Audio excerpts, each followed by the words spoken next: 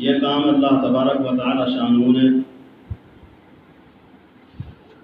دوسری قوموں کو نہیں دیا، اس امت کو دیا، اس لیے کہ اس امت کے اندر اس کام کی صلاحیتیں اللہ کو نظر آئے۔ کام اسی کو سپرد کیا جاتا ہے جس کے اندر کوئی صلاحیت ہوتی ہے۔ صلاحیت نظر نہ آتی تو اللہ تبارک و تعالی شانہ اس کام کو اس امت کے سپرد نہ کرتے۔ اور امتوں پر بہت کچھ احسانات اللہ نے کیے ہیں، بہت کچھ احسانات کیے ہیں، لیکن اس مبارک کام کے لیے ان امتوں کو پسند نہیں فرمایا، اس مبارک کام کے لیے اس امت کو پسند فرمایا، اس لیے کہ اس کا تعلق ایک ایسی ذات سے ہے، ایک ایسے عالی مقام صفات والے نبی سے ہے کہ جس کی امت میں پیدا ہونے کے لیے بہت سے پہلے انبیاء نے بھی تمنائیں ظاہر کی، یعنی نبی جس کی امت میں پیدا ہونے کی خواہش ظاہر کر رہے ہیں، اس امت کا تعلق اس نبی سے ہے۔ اور ظاہر سی بات ہے کہ جس کا تعلق جس سے ہوتا ہے اس کے اثرات اور اس کے حالات اس جماعت کے اندر ضرور پائے جاتے ہیں۔ تو معلوم ہوتا ہے کہ ہم نبی کریم صلی اللہ علیہ وسلم کی وہ چاہتی اور پیاری امت ہیں، اور آپ ہی کے حسن خلق اور آپ کی عادتیں، آپ کے طریقے، کوئی انسان ان پر چلنا نہ چاہے تو الگ چیز، لیکن چلنے کی صلاحیت اللہ تبارک و تعالی شانہ نے ہر امت کے اندر رکھی۔ اگر وہ اس طریقے پر چل بھی نہیں رہا ہے لیکن اندر سے خواہش رکھتا ہے کہ میں اپنے نبی صلی اللہ علیہ وسلم کی ہر سنت پر عمل کرنے والا بن جاؤں، یہ صفت ہمارے ہر انسان کے، ہر مومن کے دل میں اندر اللہ نے رکھی، وہ اگرچہ مسترجع کے سنتوں پر عمل کرنے والے نہ ہوں۔ پھر اللہ نے اس دنیا میں جب ہمیں مبعوث فرمایا تو دو قسم کی ضروریات ہر انسان کے ساتھ لگائی۔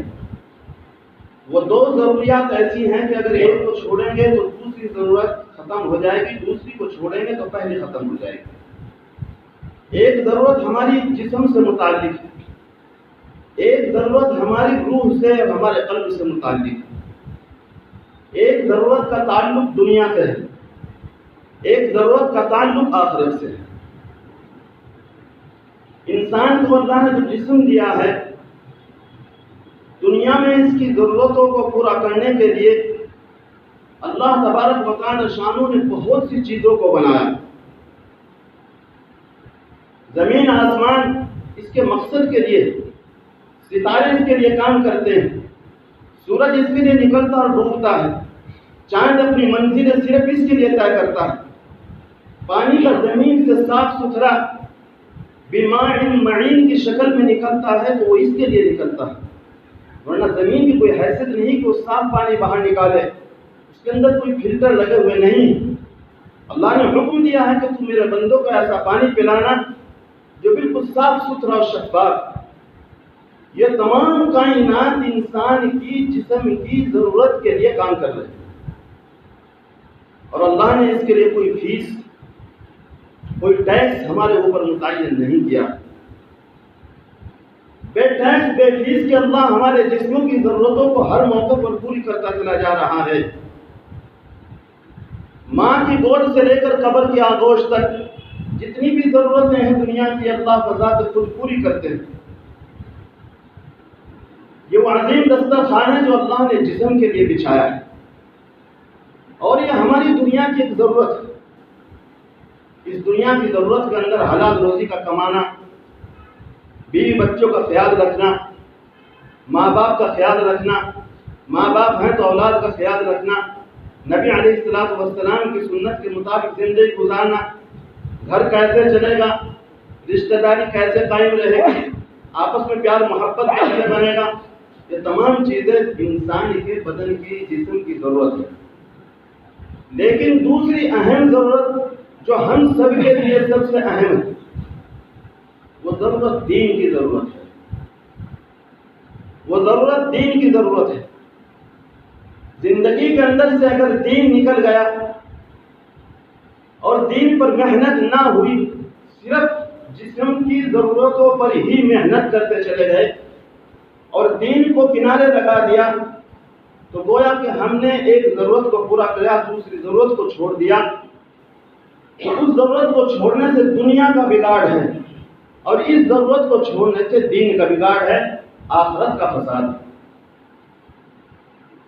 اور یہ آخرت کا فساد صرف میری اور آپ کی موت تک نہیں، بلکہ قبر کے، حشر کے اور میزان عدل کے، کل سرات کے، جنت میں داخلہ ہونے تک کا معاملہ ہے میرا اور آپ کا۔ اور چونکہ ہم ایک پوری امت ہیں، ان هذه امتکم امۃ واحدہ، اللہ تبارک و تعالی شانہ بذات خود فرماتے ہیں کہ تم ایک امت ہو۔ ہم یہاں بیٹھے ہوئے ہیں چند افراد نہیں ہیں، ہم پوری امت ہیں، اور یوں سمجھو کہ ہم پوری کائنات ہیں۔ ہم آنکھ کی ایک ذرا سی قطبی سے جب اتنے آسمان کو دیکھ سکتے ہیں، تو انسان کا پورا جسم کی حیثیت بھی کچھ اسی طرح کی ہے کہ جب اس پر محنت کی جاتی ہے تو اس کی روحانی قوتیں اتنی زبردست ہوتی ہیں کہ اس کی وجہ سے پورے عالم کے اندر یا تو گمراہی پھیلتی ہے یا ہدایت پھیلتی ہے۔ حضرت مولانا الیاس صاحب رحمۃ اللہ علیہ، وہ کوئی 1,00,000 افراد نہیں تھے، وہ کروڑوں افراد نہیں تھے، یا وہ پورا کوئی شہر نہیں تھے، بلکہ وہ ایک فرد تھے۔ لیکن ایک فرد واحد نے پوری دنیا کو جھنجھوڑ کر جو رکھا ہے، وہ کیا تھی؟ وہ روحانی قوت تھی۔ وہ روحانی قوت صرف انہی کے ساتھ خاص نہیں تھی، وہ روحانی قوت آج ہمارے اندر بھی اسی طرح جو کہ تم موجود ہے۔ وہ صلاحیت اللہ نے ہمیں بھی دی۔ وہ کیا تھا؟ وہ ایک فکر تھی، جس فکر کو لے کر راتوں کا سونا اور دل کا چین ختم ہو گیا تھا۔ کیونکہ دادی اماں فرماتی ہیں کہ رات کو اٹھ کر میں بعض مرتبہ دیکھتی تو حضرت کبھی باہر کبھی اندر، کبھی باہر کبھی اندر تشریف لاتے، تو پوچھتی الیاس تجھے کیا ہوا ہے؟ فرماتے ہیں کہ اماں جان کچھ نہیں۔ وہ رات دن سوچ غم فکر یہ تھا کہ پوری امت، میرے نبی کی پوری امت جنت میں جانے والی کیسے بنے، جہنم سے بچنے والی کیسے بنے۔ اس کی ایک تدبیر تھی، ایک فکر تھا، اور وہ فکر اتنا عزیز تھا، اتنا تھا کہ اس فکر کو گویا آپ نے اپنا اوڑھنا بچھونا بنا لیا تھا، اور دوسرا کوئی دھن، کوئی خیال نہیں آتا تھا۔ اور جب انسان ایسا ہو جاتا ہے تو اللہ تبارک و تعالی شانہ اس کے قلب کے اوپر حکمتوں کے دروازے کھولتے ہیں، علم کے دروازے کھولتے ہیں۔ چنانچہ ایسا ہی ہوا کہ اللہ نے آپ کے اوپر اس کام کے راز کو کھولا، اس کے طریقوں کو کھولا، اور وہ ایسے طریقے سے کھولا کہ اس وقت کے ہم معاصر اکابرین نے بھی اس کو تسلیم کر لیا، ان قربانیوں کو رخصایا جن قربانیوں کا ہم آج تصور بھی نہیں کر سکتے، اور ہم سوچ بھی نہیں سکتے کہ مرکز نظام الدین کے اندر تاریخ آپ اٹھا کر دیکھیں گے تو آپ کو پڑھنے کو ملے گا کہ جس زمانے میں کچی لیٹریں ہوتی تھی، بیت الخلائیں کچی ہوتی تھی، اور جماعت جو آتی تھی باہر سے، وہ پورا گند حضرت جی اپنے سر پر رکھ کر دلی کے اس کوڑا کرکٹ کے اندر ڈال کر بذات خدایا کرتے تھے۔ یہ خدمت کسی دوسرے سے بھی رہ سکتے تھے، لیکن وہ پورا گند سر پر رکھتے تھے اور اپنے سر پر رکھ کر اس کو باہر ڈال کر آتے تھے۔ ہم اس کام کی ابتدا کو نہیں دیکھتے، ہم اس کام کی انتہا کو دیکھتے ہیں، اس کی وجہ سے آنکھوں کو دھوکہ ہو جاتا ہے۔ اس کام کے پیچھے کتنی قربانیاں ہیں، ان قربانیوں کو ہم نہیں دیکھتے۔ یہ کام آج 5 صدی کے بعد بھی اگر اپنے دم خم پر کھڑا ہوا ہے تو اس کے پیچھے بہت بڑی قربانی کا ہم خیال اور تصور بھی نہیں کر سکتے۔ بہرحال میں عرض کر رہا تھا کہ اللہ تبارک و تعالی شانہ نے یہ صلاحیت ہر انسان کے اندر رکھی، صرف اس کو سوچنے کی، سمجھنے کی ضرورت ہے۔ ایک ضرورت کو پورا کرتے ہیں دنیا کی تو آخرت برباد، آخرت کی ضرورت کو پورا کرتے ہیں تو دنیا کی ضرورت برباد، یا تو ادھر سے کمی رہ جاتی ہے یا ادھر سے کمی رہ جاتی ہے۔ میرے آپ کے سامنے نبی پاک صلی اللہ علیہ وسلم کا اسوہ حسنہ ہے، آپ کی سیرت مبارکہ ہے، آپ سے زیادہ نہ کوئی مشغول ہو سکتا ہے۔ ہمارے یہاں نہ آپ سے زیادہ ازواج ہیں، آپ نے 11 نکاح کیے اور اس کے علاوہ بھی مختلف ہی نکاح کیے ہیں۔ بیٹیاں اگر ہیں تو آپ کو بیٹیاں بھی 4 ہوئی، اولاد بھی ہوئی، کام بھی اتنا کیا کہ آپ ان کو چارہ دیتے تھے، دودھ نکال لیا کرتے تھے، ساری ضرورتوں کے باوجود۔ لیکن اس مختصر سے عرصے میں پوری دنیا کے اندر، آج اس بھدراوتی شہر کے اندر اگر دین اسلام پہنچا ہے تو اس کے پیچھے میرے آپ کے آقا صلی اللہ علیہ وسلم کی زندگی ہے اور آپ کی فکر ہے۔ اسی فکر نے ہمیں آج اس کلمہ پڑھنے پر مجبور کیا، ورنہ ہم نہ معلوم کہاں ہوتے۔ اس دعوت و فکر کے، دعوت و تبلیغ کے فکر کو اگر اوڑھنا بچھونا نہ بنایا گیا تو آئندہ نسلوں کے لیے آپ کبھی تصور نہیں کر سکتے کہ وہ کل قیامت کے دن مسلمان بن کر اللہ کے دربار میں حاضر ہوں گے یا کفر کی حالت میں دربار میں حاضر ہوں گے۔ اس لیے کہ سیدنا یعقوب علیہ السلام کا جب وصال ہو رہا تھا، جب آپ کا انتقال ہو گیا تھا، 12 بیٹے تھے، 12 کے 12 بیٹے نبی کے اولاد تھے، اور ان میں یوسف علیہ السلام جیسا جلیل القدر پیغمبر بھی تھے۔ نبھڑ نزاع کی حالت ہے، موت کے سکرات جاری ہیں، لیکن اس حال میں پورے بیٹوں کو بلا کر یعقوب علیہ السلام نے عجیب جملہ ارشاد فرمایا ما تعبدون من بعدی لبنی ما تعبدون من بعدی۔ قرآن نے عجیب انداز سے بیان کیا، سب کو بلا کر پوچھا کہ میرے بیٹوں یہ بتاؤ کہ جب میں دنیا سے چلے جاؤں گا تو تم میرے بعد میں کس کی عبادت کیا کرو گے؟ یعنی ایک نبی کو اپنے بیٹوں کی فکر ہوئی، ان بیٹوں کی فکر ہوئی جنہوں نے نبی کے گھر میں جنم لیا ہے، ان بیٹوں کی فکر ہوئی جنہوں نے نبی کی تربیت پائی ہے، اس نبی کی فکر ہوئی جس نبی کو نبی اور رسول اللہ نے بنایا ہے، ان بیٹوں کی فکر ہے۔ فکر کس کو ہے؟ نبی کو ہے۔ فکر کس کی ہے؟ نبی کے بیٹوں کی۔ ہم تو خیال بھی نہیں کر سکتے، ہمیں ان کی فکر نہیں ہے جو کالجوں کے اندر اور اس گند ماحول اور معاشرے کے اندر ہمارے اولاد، ہمارے نسل، ہمارے بھائی جو گھومتے پھرتے رہتے زندگی گزارتے ہیں، ہمیں ان کی فکر نہیں ہے۔ ایک نبی کو اپنے نبی ذاتوں کی فکر ہے۔ انہوں نے کہا قالوا نعبد الہک و الہ آبائک ابراہیم و اسماعیل و اسحاق الہ واحد۔ ابا جان آپ بے فکر رہیں، ہم اسی رب کی عبادت کریں گے جس رب کی عبادت سیدنا ابراہیم علیہ السلام نے کی ہے اور ہمارے دادا اسماعیل علیہ السلام نے کی ہے، ہم اسی دین پر انشاءاللہ قائم رہیں گے۔ نبی مطمئن ہو گئے اور آخری سانس لیا، دنیا سے رخصت ہو گئے۔ یہ فکر اس امت کا ایک متفقہ فکر ہے۔ یہ فکر جب تک رہے گا انشاءاللہ قیامت کے دن ہماری نسل مسلمان بن کر اللہ کے دربار میں حاضر ہوں گے۔ اور اس کے لیے کوئی مخصوص سرٹیفکیٹ نہیں ہے، اللہ نے پوری امت کو اس کا ذمہ دار بنا کر اعلان کیا کنتم خیر امہ اخرجت للناس، تم بہترین امت ہو، تمہیں پوری انسانیت کے لیے نکالا گیا، پوری انسانیت کے لیے۔ اخرجت للمؤمنین نہیں، اخرجت للمسلمین نہیں، اخرجت للمصلین نہیں، اخرجت للحواریین نہیں، اخرجت للناس۔ اس للناس سے معلوم ہوتا ہے کہ دعوت و تبلیغ کا یہ کام ہر اس گھر تک، ہر اس دل تک پہنچانا ہماری ذمہ داری ہے کہ جس دل کے اندر ہم ذرہ برابر بھی کجی پاتے ہیں، جس گھر کو بھی ہم دیکھتے ہیں کہ یہ دین سے خالی ہے، قرآن سے خالی ہے، ایمان سے خالی ہے، یہاں تک کہ 7 سمندر پار بھی اگر کوئی رہتا ہے اس کے بارے میں ہمیں علم ہو جاتا ہے، تو اس کی فکر کرنا بھی اس امت کی واحد ذمہ داری ہے۔ اگر اس ذمہ داری کو ہم نے نہ نبھایا تو کل قیامت کے دن اس کی پوچھ ہوگی۔ اس لیے کہ جن لوگوں کے اوپر جو ذمہ داری ڈالی جاتی ہے، کچھ لوگ اس کی پوچھ کرنے والے بھی ہوتے ہیں۔ لیکن اس وقت میں حالات کے اعتبار سے کچھ لوگوں کو شک و شبہات اس کام میں ہو گئے.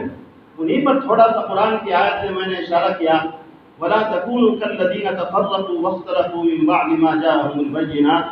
اللہ نے اس آیت مبارکہ سے پہلے ایک آیت کو دعوت کے کام کے لیے خاص فرمایا، وَلْتَكُن مِنكُمْ أُمَّةٌ يَدْعُونَ إِلَى الْخَيْرِ وَيَأْمُرُونَ بِالْمَعْرُوفِ وَيَنْهَوْنَ عَنِ الْمُنكَرِ. ایک جماعت تم میں ایسی ہو جو بھلائیوں کا حکم دیتی رہے، برائیوں سے روکتی رہے. اس کے فوراً بعد اس آیت میں فرمایا وَلَا تَكُونُوا كَالَّذِينَ تَفَرَّقُوا وَاخْتَلَفُوا، کہ تم ایسے نہ ہو کہ آپس میں اختلاف، آپس میں تفرقہ، آپس میں نفرتیں، اس کام کی آڑ میں کہیں ایسی نفرتیں، ایسے اختلافات، ایسے تفرقہ باقی ہمارے سینوں کے اندر ہرگز نہیں ہونی چاہیے. قرآن نے سختی کے ساتھ اس چیز کو منع فرمایا. اختلاف آدم علیہ السلام سے لے کر اور آج تک ہیں اور رہیں گے. اختلاف کی بنیاد پر کام ختم نہیں ہو سکتا. اختلاف کی بنیاد پر کام کی شکل تو بدل سکتی ہے لیکن کام ختم نہیں ہو سکتا. اور آپ طاقت کوئی آج تک کام کو ختم کر سکی. لیکن اس اختلاف کے اندر بعض مرتبہ کچھ نقصانات ہمارے ایمان کے ہو جاتے ہیں. انہیں پر روشنی ڈالنے کے لیے اس آیت مبارکہ کو میں نے پڑھا. اختلاف ہوتا ہے تو بعض مرتبہ نظریے کا اختلاف ہوتا ہے جس کو سوچ کا اختلاف کہتے ہیں، اور بعض مرتبہ عملی اختلاف ہوتا ہے، بعض مرتبہ علمی اختلاف ہوتا ہے. تو اختلاف کو مد نظر رکھتے ہوئے اس چیز پر نہ آئے کہ دوسرے کا تقدس کہیں پامال نہ ہو رہا ہو، کسی ساتھی کی تحقیر نہ ہو رہی ہو، کسی ساتھی کو ہم یوں نہ سمجھ رہے ہوں کہ یہ غلط ہے میں صحیح. سب سے زیادہ غلط وہ ہے جو دوسرے کو غلط سمجھ کر اپنے کو صحیح سمجھ رہا ہے. وہ سب سے بڑا غلط. وہ سمجھے کہ میرے سارے ساتھی مقدس اور معظم ہیں، ان کا ہر کام میرے سے اچھا ہے. اور یہ چیز جب پیدا ہوگی جب دل کے اندر رجوع الی اللہ، انابت الی اللہ اور رضا الہی، اخلاص فی اللہ، یہ چیزیں جب دل کے اندر ہوں گی تو انشاءاللہ یہ نوبت ہرگز نہیں آئے گی. علماء میں بھی اختلاف. حضرت تھانوی رحمۃ اللہ علیہ، بہت غور سے سننے کی بات ہے، حضرت تھانوی رحمۃ اللہ علیہ ہمارے اکابرین میں مجدد وقت ہیں. ایسے انسان کو اللہ 100 سال کے بعد پیدا فرماتا ہے. حضرت کی مجلس میں جب مرحوم احمد رضا خان بریلوی کا ذکر آتا تھا، کیونکہ وہ حضرت پر تنقید بہت کیا کرتے تھے، بہت تنقید کرتے تھے. وہ چادر چڑھانا ہے، دوسرے کاموں کے قائل تھے. حضرت تھانوی اس کی مخالفت کرتے تھے. لیکن جب مجلس میں حضرت تھانوی کی احمد رضا خان بریلوی کا ذکر آتا تو حضرت فوراً فرماتے حضرت مولانا احمد رضا خان بریلوی رحمۃ اللہ علیہ نے یوں فرمایا. کون فرمائے؟ حضرت تھانوی رحمۃ اللہ علیہ اپنی مجلس میں. وہ کسی ساتھی نے اس پر اعتراض ہوا. اس نے کہا کہ حضرت وہ آپ کو بہت برا بھلا کہتے ہیں اور آپ اتنے ادب احترام کے ساتھ ان کا نام لیتے ہیں. حضرت نے فرمایا کہ میرا ان کا اختلاف علمی ہے لیکن ان کا عالم ہونا مسلم ہے، اس لیے ان کی تحقیر کرنا میرے لیے کہیں بھی کسی حد تک بھی جائز نہیں ہو سکتا. ایک مرتبہ کسی عالم تھے، وہ بھی خادم تھے، انہوں نے کہا کہ حضرت احمد رضا خان بریلوی، حضرت نے فرمایا مجلس سے اٹھا دو. حضرت نے اس کو مجلس سے اٹھا کر باہر نکال دیا اور نے فرمایا کہ اتنے بڑے عالم کی آپ تحقیر سے نام دے رہے ہیں، آپ کو شرم نہیں آتی؟ وہ عالم ہے، احترام کے ساتھ نام لو. آپ یہ ہمارے اکابرین کے سبق ہے کہ اختلاف کے باوجود بھی، اتنے بڑے اختلاف کے باوجود بھی حقارت سے نام نہ لینا پسند فرمایا، نہ سننا پسند فرمایا. ہم ساتھی اگر اس نقش قدم پر چلیں تو انشاءاللہ بہت سی باتوں کا سدبار ہو. اسی طرح کا ایک واقعہ مولانا قاسم نانوتوی رحمۃ اللہ علیہ، یہ اکابرین کچھ عجیب تھے. اللہ نے کچھ عجیب ایسا محسوس ہوتا تھا کہ اللہ نے صحابہ اکرام میں سے کچھ لوگوں کو پیچھے رکھ دیا ہے تاکہ 14ویں 13ویں صدی کے کچھ مسلمان بھی دیکھ لیں کہ ایسے بھی مسلمان ہوتے ہیں اور صحابہ کی زندگی کچھ عجیب طریقے سے انہوں نے پیش کی. حجت الاسلام حضرت مولانا قاسم نانوتوی بانی دارالعلوم دیوبند، ان کا جو تقدس ہے علماء کے اندر وہ عجیب و غریب. بعض لوگوں نے ان کی زندگی کو ایسا کہا ہے جیسے بنی اسرائیل کا کوئی نبی ایسی زندگی گزاری. ایک مرتبہ بیٹھے ہوئے تھے شاگردوں کے، حضرت شیخ الہند مولانا محمود الحسن رحمۃ اللہ علیہ، مفتی کفایت اللہ دہلوی رحمۃ اللہ علیہ، احمد علی محدث سہارنپوری رحمۃ اللہ علیہ، ایسے ایسے قابلین آپ کے شاگرد ہیں بیٹھے ہوئے تھے. تو کسی نے ذکر کیا کہ دیوبند کی ایک مسجد میں ایک امام ہیں، وہ امام صاحب بہت اچھی قرات کرتے ہیں، بہت اچھی قرات کرتے ہیں. تو شیخ الہند رحمۃ اللہ علیہ نے انہوں نے کہا کہ کل صبح کو فجر کی نماز ان کے پیچھے پڑھیں گے. شیخ الہند رحمۃ اللہ علیہ کو چونکہ اپنے استاد سے زیادہ ہی کچھ غائب درجہ محبت تھی، فرمایا کہ تم کس کا نام لیتے ہو؟ وہ دوسرے مسلک کا آدمی ہے اور وہ ہمارے حضرت کو اوپر کفر کا فتویٰ لگاتا ہے، تکفیر کرتا ہے مولانا قاسم نانوتوی رحمۃ اللہ علیہ کی، تم اس کا نام لیتے ہو؟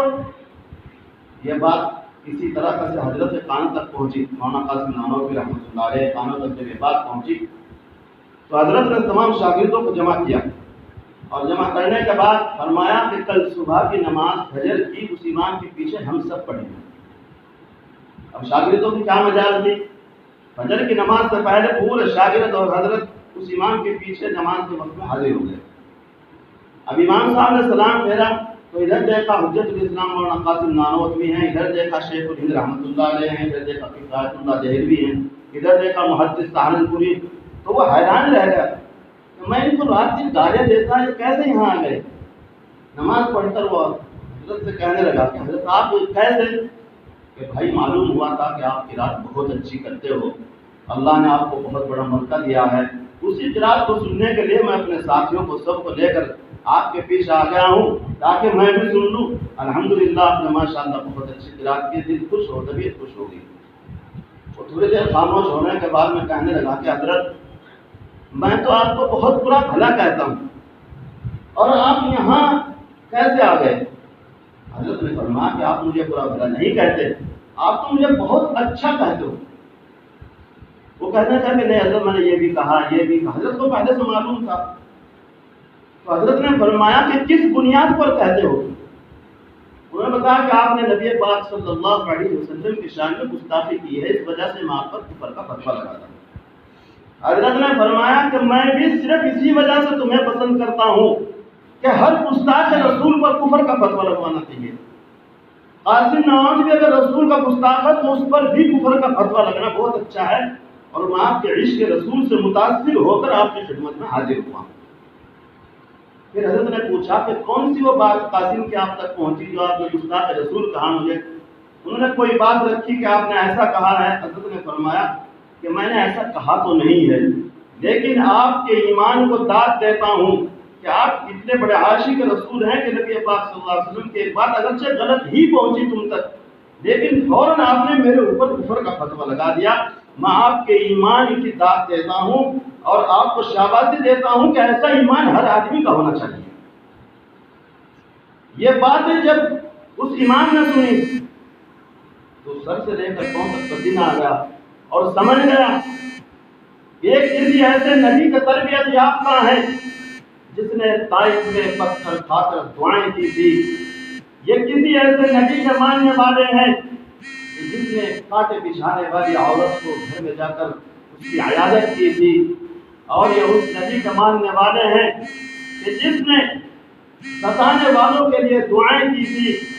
وہ سمجھ گیا اور ان قدموں میں گر گیا اور گر کر معافی مانگی اور معافی مانگ کر کہا کہ حضرت آج سے میں اپنا مسلک چھوڑ کر تمہارے مسلک پر عمل کرنے والوں کو اپنے ہاتھ کے پائے مانگی. یہ ہمارا معیار ہے اس امت کا، یہ ہمارے بڑے ہمارے اکابرین یہ معیار ہمیں دے کر گئے. ہمیں یہ معیار دے کر نہیں گئے ہیں کہ بنگلہ دیش کے اندر اکرام مسلم کی دعوت دینے والے، پون صدی تک اکرام مسلم کی بات کرنے اور سننے والے آپس میں دست و گریبان ہو گئے، اس کی جانیں چلی گئی، اور جانیں چلے جانے کے بعد امت کا جو خسارہ اور افسوس ہمیں ہوتا ہے کہ خون کے آنسو رونے کے لیے کہ جس جماعت نے 65 تک اکرام مسلم کی دعوت دی ہو، آج وہ امت، وہ جماعت آپس میں لڑنے لگی۔ اس کا نتیجہ کیا ہوا؟ اس کا نتیجہ یہ ہوا کہ بنگلہ دیش کا وہی اجتماع جس سے ہزارہا کروڑہا خیر نکلتی تھی، امت اس اجتماع سے محروم ہوئی۔ یہ کیوں ہوا؟ یہ کیوں ہوا؟ یہ اس وجہ سے ہوا کہ آپس کے اختلاف کی وجہ جب لڑے تو اللہ نے خیر کو اٹھا لیا۔ دو لڑے، شب قدر کی خیر کو اٹھا لیا۔ آپس میں لڑے، اللہ نے خلافت کی خیر کو اٹھا لیا۔ خلفائے راشدین آب تک جاری باقی رہتی اگر مسلمان آپس میں نہ لڑتے، اگر جنگ صفین نہ ہوتی، جنگ جمل نہ ہوتی، یہ جنگیں اگر آپس میں مسلمانوں میں نہ ہوتی، ہزاروں صحابہ کا خون نہ بہتا، خلافت راشدہ آج تک قائم رہتی، دنیا کی کوئی طاقت اسے ہٹا نہیں سکتی۔ آپس کا اختلاف اتنی بری چیز ہے، اور یہ اکثر نظریے کا، سوچنے کا ہوتا ہے، باقی کچھ بھی اس کے اندر نہیں ہوتا۔ اور تیسری بات اس کے اندر ہوتی ہے حقارت۔ کسی کو میں نے 4 مہینے لگائے، میں نے سال لگایا، میں نے چلہ ہر سال کا دیتا ہوں، میں نے یہ کام کیا ہے، میں امیر ہوں، میں امیر، میں اس شہر کا امیر، میں اس محلے کا امیر۔ اگر دل کے اندر یہ چیز ہے تو معلوم ہوتا ہے کہ کچھ نہیں لگا ہے، جو لگا ہے وہ بیکار ہو گیا، وہ چلا گیا ہے۔ اس لیے کہ 4 مہینے کے بعد دل کے اندر وہ چیز آ جانی چاہیے تھی جو میرے آقا صلی اللہ علیہ وسلم کے دل کے اندر آئی تھی کہ فتح مکہ کے دن اللہ نے اعلان فرمایا، میرے محبوب انا فتحنا لک فتحا مبینا، ہم تمہیں فاتحانہ مکے میں داخل کریں گے۔ ساری عرب کی سلطنتیں دیکھتی رہ گئی۔ میرے نبی جب داخل ہو رہے تھے تو اونٹ سے آپ کی گردن مبارک اونٹ کے کجاوے سے لگی جاتی تھی، عاجزی کی وجہ سے، عاجزی کی وجہ سے، اور دل میں آیا تھا کہ میں محمد ابن عبد اللہ مجھے اتنا کچھ نواز رہا ہے۔ آپ برابر انا فتحنا لک فتحا مبینا پڑھتے جاتے تھے اور سر مبارک جھکنے کی وجہ سے، عاجزی کی وجہ سے کجاوے میں لگتا جاتا تھا۔ 4 مہینے لگنے سے 4 مہینے کی برابر عجز اور عاجزی، کمزوری، بے بسی، اپنے آپ کو حقارت دل کے اندر آنی چاہیے۔ سال لگنے والا زیادہ محتاج ہے، چلے سے زیادہ 4 مہینے والا محتاج، 4 مہینے والے سے زیادہ سال بھر کا لگانے والا زیادہ محتاج ہے، اس لیے کہ اس کے لیے خطرہ ہے۔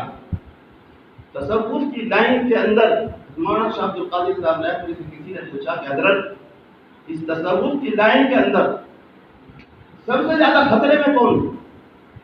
حضرت نے فرمایا کہ وہ آدمی جو ذکر اذکار کرتا ہو اور اس کو انوارات نظر آتے ہوں، اس کو عرش کی زیارت ہوتی ہو، اور وہ اپنے آپ کو سمجھے کہ میں بہت بڑا بدلو بن گیا، مجھے بہت کچھ نظر آتا ہے، کیفیات تاری ہوتی ہیں کہ حضرت وہ خطرے میں ہے کہ اس میں سب سے بہتر کون ہے؟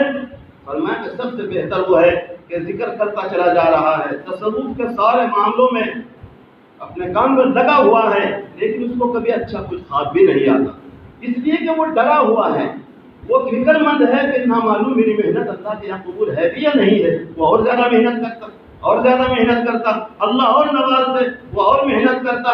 5 مرتبہ وہ اتنی محنت کر دیتا کہ فرشتے سفارش کے لیے حاضر ہوتے کہ اللہ اس بندے کو روتے روتے 20 سال کا زمانہ گزر گیا ہے، کچھ حاجات ہیں تم اس کو پوری کر کے اسے خوش کر دو۔ اللہ فرماتے ہیں کہ رونے دو، اس کا رونے کا میں عشاء کے بعد سے انتظار کرتا ہوں، جب یہ روتا ہے تو مجھے مزہ آتا ہے، اس لیے اللہ اس کو نہیں نواز، اور وہ سمجھتا ہے کہ میں محروم ہوں، اس لیے زیادہ محنت کرتا چلا جاتا ہے۔ اور جس سے عرش و معلیٰ کی سیر ہو جاتی ہے، جو انوارات و برکات دیکھتا رہتا ہے، جس کے لطائف ستہ جاری ہو جاتے ہیں، وہ سمجھتا ہے کہ تو بس کامل ہو گیا ہے، اب پورے شہر بھدراوتی کے تمام لوگ جو ہیں وہ کچھ بھی نہیں ہے، تو ہی سب کچھ ہے۔ اب اس کی تنزل کے آثار شروع ہو جاتے ہیں۔ یہ انسان کہاں تک گرے گا؟ اللہ کبر کرنے والے، دوسرے کو حقیر سمجھنے والے کو کہاں تک گراتے ہیں؟ اللہ فرماتے ہیں ثم رددناہ اسفل سافلین، انسان کو ہم نے بہترین طریقے سے تخلیق کیا ہے، لیکن اس کے اعمال جب ہمارے احوال کے مناسب نہیں ہوتے تو ہم اس کو اتنا گرا دیتے ہیں کہ یہ اسفل السافلین تک پہنچ جاتا، سب سے نیچے کے درجے میں پہنچ جاتا ہے۔ تو مجھے نہیں کہنا چاہیے، کچھ باتیں زیادہ کہی گئی ہیں، آپ حضرات کے سامنے گستاخی بھی میں سمجھتا ہوں، لیکن اس وقت سب سے بڑا المیہ آپس کا جو ہمارے اس کام کے اندر ہے، یہ ہوتا رہتا ہے، یہ ہوتا رہے گا، آپ اس کو ہٹا نہیں سکتے، یہ ہوتا رہے گا۔ اسی کے درمیان میں ہمیں اپنے کام کو کرنا ہے، اپنے بھائیوں کو ہر قسم کی عزت دینی ہے۔ نبی پاک صلی اللہ علیہ وسلم نے فرمایا المسلم اخو المسلم، مسلمان آپس میں بھائی بھائی، اختلاف کی وجہ سے، مسلک کے اختلاف کی وجہ سے، جماعت کے اختلاف کی وجہ سے ان کے دلوں کے اندر نفرتیں پیدا ہوں تو معلوم ہوا کہ ایمان کے کمزور ہونے کی علامت اور نشانی ہے۔ ایمان اگر طاقت ہو تو سب کے لیے دل کے اندر جگہ ہو، سب کا تقدس دل کے اندر ہو، ہر وقت اللہ سے ڈرتا رہے، جو جتنی ذمہ داری جس پر، جس شہر کی، محلے کی، مسجد کی، مرکز کی جتنی زیادہ ذمہ داری ہے، سب سے زیادہ اس کو ڈرنے کی ضرورت ہے، اور وہ سوچے کہ میں اعلیٰ درجے پر، بہتر درجے پر کام نہیں کر سکا ہوں، جس کی وجہ سے حالات تبدیل نہیں ہو رہے ہیں۔ ہے یہ مسئلہ ہے کہ ہم اس نہج پر کام نہیں کر سکے، ہم اس نہج پر کام کرنے سے عاجز رہے، جس نہج پر نبی کریم صلی اللہ علیہ وسلم نے ہمیں کام کا طریقہ سمجھایا اور بتایا تھا، جو مرکز سے ہمیں بتایا سکھایا جاتا ہے، جو اس کام کے تقاضے ہیں، ان تقاضوں کو ہم پورے طریقے سے پورا نہیں کر سکے، جس کی وجہ سے حالات نے ہمیں اپنی چپیٹ میں لے لیا۔ ان حالات کو ہمیں بدلنے کی ضرورت نہیں، اعمال کو صرف بدلنے کی ضرورت ہے۔ حالات کو اللہ بدلے، ہمیں صرف اپنے قلوب کو، اپنے دل کو، اپنی نفرتوں کو، آپس کے جو اختلافات ہیں، ان چیزوں کو صرف اپنے تک محدود رکھیں، دوسرے کا تقدس، اس کی عظمت کو محفوظ رکھیں، اس کو سمجھنا معلوم کیا عمل اس کا ایسا ہے کہ اللہ اس کو کتنی کامیاب کرنے والے ہیں، تیرا نامعلوم کیا عمل ہے جس کی وجہ سے اللہ تجھے رد کرنے والے ہیں، یہ تو موت کے وقت میں معلوم ہوگا، جب ہمارے اور آپ کے اللہ کرے کہ ہم سب کے خاتمے بالخیر کامل ایمان پر اللہ فرمائے، اس وقت کا اعتبار ہے۔ درمیان میں جو زندگی ہماری گزر رہی ہے، اس زندگی میں تو ہر وقت، ہر لمحہ اللہ سے ڈرنے کی ضرورت ہے۔ تو آپس میں ساتھی پیار و محبت کے ساتھ، اسی طرح سے جو بھی جماعت باہر سے ہم سے کام لینے کی کوشش کریں، اس میں یہ دیکھیں کہ اس ساتھی کے اندر کس درجے کی صلاحیت ہے۔ بعض ساتھیوں کے اندر بات کرنے کی صلاحیت ہوتی، اس کو اس جگہ استعمال کریں۔ بعض ایسے ہوتے ہیں کہ وہ لوگوں کو اپنا بنانا، دل کا نرم کرنا، وہ اس کا فن جانتے ہیں، ان کو وہاں استعمال کریں۔ بعض لوگوں کا مزاج ہوتا ہے تو مستورات میں بیان کرنے کا عادی ہوتے ہیں، اور ان کو اچھا ملکہ انہیں وہاں استعمال کریں۔ غرض کچھ ایسے ہوتے ہیں جنہیں کالج اور اسکولوں کے اسٹوڈنٹ ان کے لیے ملکہ ہوتا ہے، ان کو وہاں استعمال کریں، ان سے کام لے سب اکٹھا ہو کر، تاکہ جماعت آئی ہے تو ان کے لیے بھی کامیابی کی ضمانت ہو اور آنے والوں کو بھی اس کا نفع حاصل ہو۔ اور اس میں یہ دیکھنا کہ کون آیا ہے، کہاں سے آیا ہے، کس کے ذریعے سے آیا ہے، وہ کسی کے ذریعے سے نہیں آیا، وہ اللہ کا کام ہے، اللہ کے لیے آیا ہے، اللہ نے بھیجا ہے، وہ آپ کے دربار میں آئے ہیں۔ ساری دنیا کچھ سے بھی اختلاف کر سکے، وہ کلمے سے باہر نہیں جا سکتے، وہ قرآن سے باہر نہیں جا سکتے، وہ میرے نبی کی سنتوں کے طریقے سے باہر نہیں جا سکتے۔ دعوت و تبلیغ کا اللہ نے جو مجموعہ ہمیں عطا فرمایا ہے، ہرگز اس سے باہر نہیں نکل سکتے۔ جو نکلے گا وہ فوراً پکڑا جائے گا، وہ دیکھ جائے گا کہ یہ اس دائرے سے خارج ہو چکا ہے۔ اس سے جو بھی آئیں گے وہ انشاءاللہ وہ کام کریں گے۔ شرط یہ ہے کہ مقامی حضرات جو ہیں وہ ان سے کام لیں۔ مہاجرین نے ہجرت کی، سب کچھ لٹا کر مکے میں مدینہ گئے، کام لینے والے کون بنے؟ انصار بنے۔ اگر مہاجرین ہی ہجرت کرتے اور مہاجرین ہی کام کرتے تو کام اس نہج پر نہیں ہو سکتا تھا، اس لیے کہ مہاجرین نے مدینہ کے حالات کا معلوم نہیں تھا، وہاں کے حالات کا معلوم انصار کو تھا۔ وہ مہاجرین ادھر سے اجڑ کر آئے، انصار نے ان کو ہاتھوں ہاتھ لیا، جن کو تو باغ تھے باغ دے دیے، گھر تھے گھر دے دیے، اور ادھر سے ہجرت ہوئی، ادھر سے نصرت آئی۔ تھوڑے دن لگے تھے کہ اللہ تبارک و تعالی شانوں نے اسلام کو قوت عطا فرما دی اور اعلان فرمایا اذن للذین یقاتلون بانہم ظلموا وان اللہ علی نصرہم لقدیر، کہ جن کو مجبور ہو کر مکے سے نکلنا پڑا تھا، آج ہم نے ان کو طاقتور بنا دیا ہے۔ किस वजह से? इस वजह से कि दो ताकतें मिली, एक हिजरत की और एक नुसरत की। इसी चीज़ की हमें और आपको ज़रूरत है, और अल्लाह ताला से दुआ भी है कि अल्लाह ताला हमें इस काम की हिकमत अता फरमा दे। अल्लाह फरमाते हैं उदउ इला सबील रब्बिका बिल हिकमा, हिकमत के साथ दीन की दावत के। अल्लाह ने फरमाया कि मेरा हुक्म है, मेरी ज़मीन है, मेरा आसमान है, किसी को कोई मजाल नहीं जो मेरी मुखालफत करे, तो जो नहीं मानता उसको पकड़ो, उसको नहीं फरमाया। फरमाया ज़मीन भी मेरी, आसमान भी मेरा, खिलाता पिलाता राज़िक खालिक सब कुछ मैं हूँ, लेकिन मेरे बंदों को जब दीन की तरफ बुलाओ तो फरमाया उदउ इला सबील रब्बिका बिल हिकमा वल मौइज़तिल हसना, हिकमत और अक्लमंदी से बुलाओ, उसकी मिजाज शनासी के हिसाब से बुलाओ, उसकी सलाहियत के हिसाब से बुलाओ, और उसके मवाइज़ हसना, ऐसी बातें उसके सामने करो। मौइज़ा हसना के माना आते हैं कि ऐसी खूबसूरत बातें उसके सामने की जाए जिससे वो मुतासिर होकर आपके साथ नकद इस काम में लगने वाला, मस्जिद में आने वाला नहीं, इस काम में ही लगने वाला बन जाए। मस्जिद में आकर उसका हम सिर्फ इस नहज पर दावत देते हैं कि भाई मस्जिद में चलो, हमारी नीयत है कि ये बंदा मस्जिद तक चला जाए, कल वो कहाँ चला जाए इसको छोड़ दे। हमें नीयत ये करनी है उसके साथ जब बात करेंगे कि अल्लाह करे ये पूरा का पूरा इस काम के अंदर आ जाए। मस्जिद में आने वाला तो खुद ब खुद वो बनेगा जब इस काम में लगेगा, अल्लाह उसको तौफीक देने।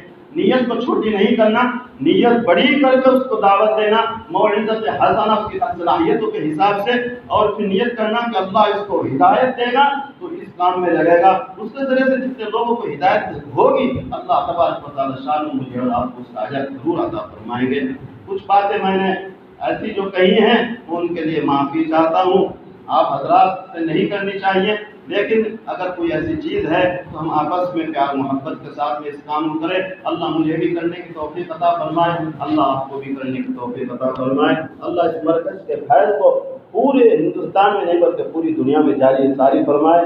अल्लाह ऐसे दाई यहाँ से पैदा फरमाए जो इस काम को लेकर खड़े हों, और ये मरकज़ पूरे कर्नाटक का नहीं पूरी दुनिया का एक मिसाली मरकज़ बने। इंशाअल्लाह ऐसी नीयतों के साथ जब हम काम करेंगे अल्लाह तबारक व तआला शान हिदायत की शाहराहों को हमारे लिए आसान फरमाएंगे। वाह